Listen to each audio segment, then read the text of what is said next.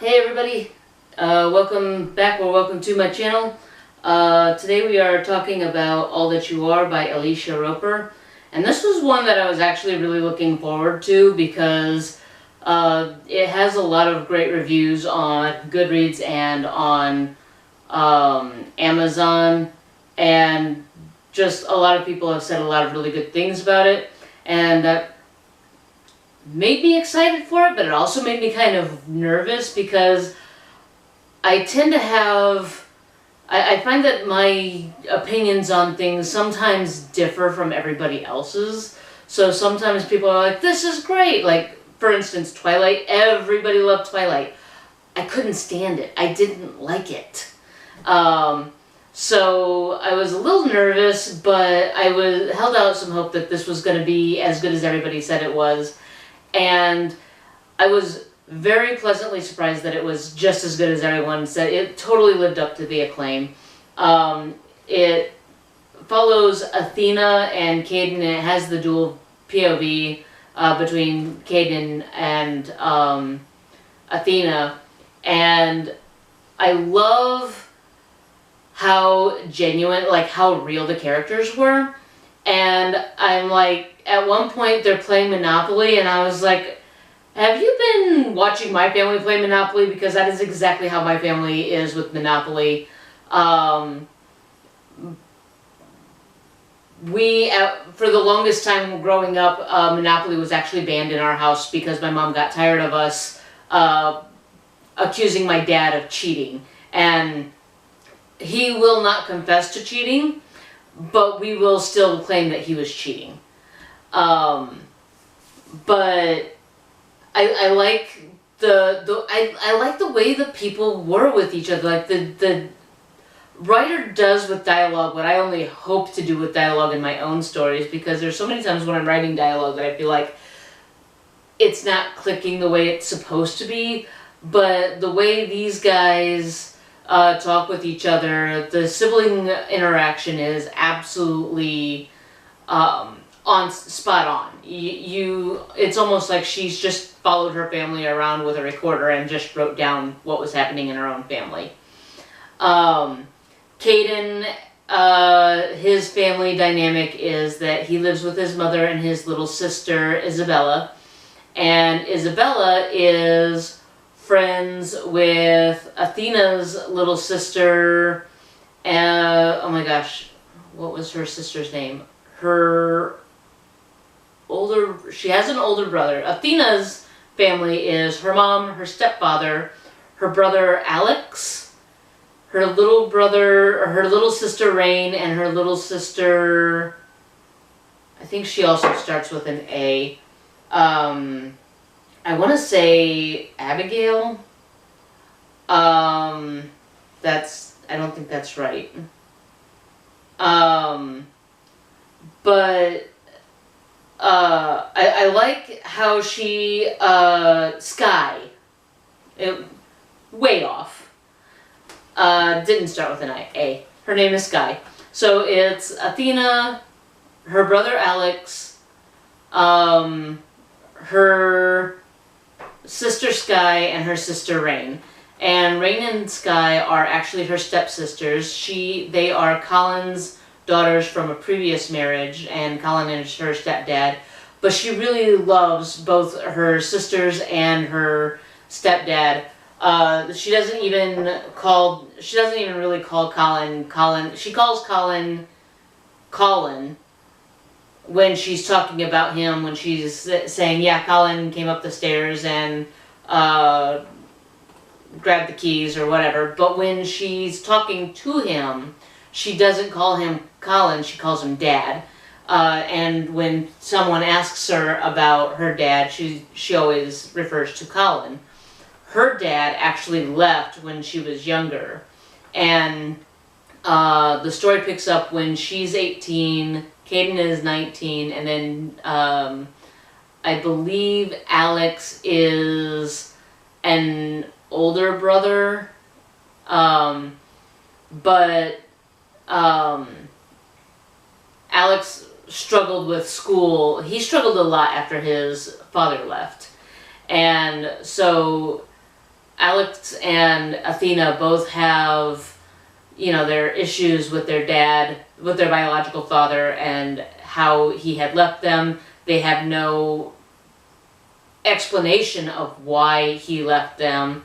And then when here they are now at 19, and she's 19, I don't remember how old Alex is. He's either 18 or he's 20, but he's not much off from Athena, and acts like the protective brother that he is. He's very protective of all three of his sisters, even his stepsisters. But when Athena starts getting interested in Caiden, he's like, I'm gonna kill Caiden. And she's like, why? I haven't even, we haven't even started dating yet. We're just talking. And he's like, still, because no matter what their issues were, like Alex and Athena definitely butt heads a lot, like brothers and sisters do. But when it comes to his sister's safety, he is all protective brother. And now at 19, her dad tries to come back into their life, and she's confronted with this, and she's like, I can't deal with this right now. You know, you left, and, you know, you weren't there when I needed you. I grew up. You've been gone for 12 years. The 12 years, the time that I needed you the most, you disappeared. And now I'm 19 and I'm fully grown, I've got a job, I'm out of school, I'm driving, I've got my life together, and you want to come back now that I don't need you? And, like, she's, you know, fighting with these feelings. There's part of her that wants her dad back, and there's part of her that's like, no, you betrayed me, you left me, you know. And Alex steps in, as soon as he sees his father, he steps in and he says, hey, why don't you just leave? You're good at that. Just go. We don't need you anymore. We've got Colin. We have a dad. You know, and of course their father is hurt by this, but I mean, he left them. So, like, I can kind of, in this instance, I can kind of feel like where they're coming from. And then you got Caiden. The reason he's not living with his dad is because his dad has passed away. And his mom and his sister and himself, they still deal with the grief of loss from his father dying.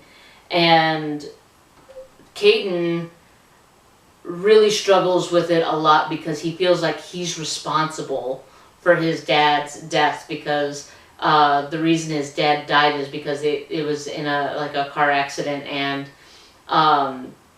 they were going on their first ever father-son bonding trip, and he insisted that his dad keep his promise.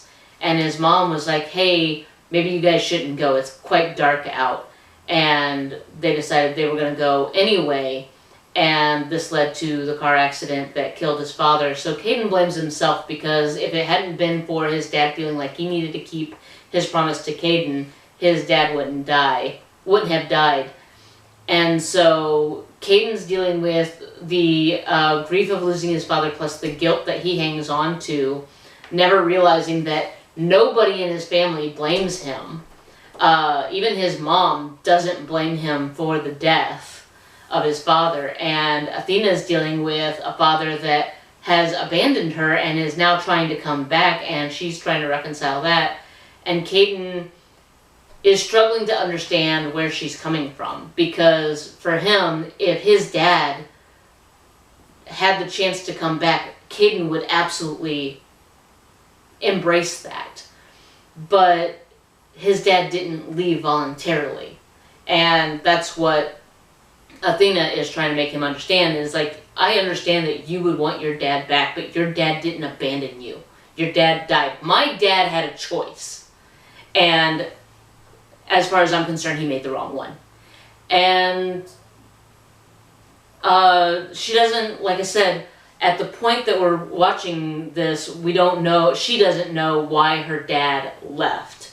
And so there's a bunch of different truths that come out that kind of work, they seemingly work against Caiden and Athena getting together, but Caiden and Athena just they don't necessarily give into that.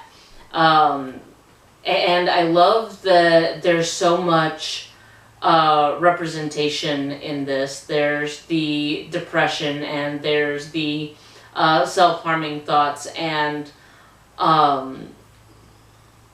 it is a romance novel, but it's also a coming-of-age novel, and there's just so much. It's a very simple story, but it's so packed with emotion. And I can't say much more about that without giving anything else away. But safe to say that Caiden has to come to terms with his survivor guilt, and Athena has to come to terms with how does she heal with everything that comes to light and everything that she finds out, and does she reconcile with her father? Is her father worthy of that reconciliation, and is she willing to let that healing happen? And also how that affects her relationship with her brother, because if she accepts her father back, then what does that mean for her relationship with Alex, and if Alex can accept him back? But as usual, I will leave the link in the description below. In other news, my office is finally coming together. The office that I had been in has been fully renovated. My husband has completely moved into it, and so that means he has completely vacated the other office, which means I can finally move into that office. So as soon as I get stuff set up, I might have a different studio background, and I can finally stop filming in my kitchen. We'll see how that works out. I might be doing another couple of videos here in the kitchen, depending on how lighting and everything works, because I haven't recorded in that room before, so I don't even know what the sound is going to be like, if the sound's going to be any better or worse. So there's a lot to work through, and I have decided that I will be doing a live stream sometime in October when it's time to pick the 100 books that I'm going to buy. So stay tuned for that. It will just depend on when I have the time off, and if we can find time that works for everybody, or for the most of my viewers. So if there is a time that works best for you guys, please comment in the description below, in the comments below, and we can kind of work from there. Okay? I will see you guys in the next one. I believe the next one I'm doing is, yeah, Mr. Darcy's Complex Courtship. I have another one I've been looking forward to getting into, because I am absolutely a Jane Austen girly. Until next time, that's all I got for you guys. I'll see you next time. Bye!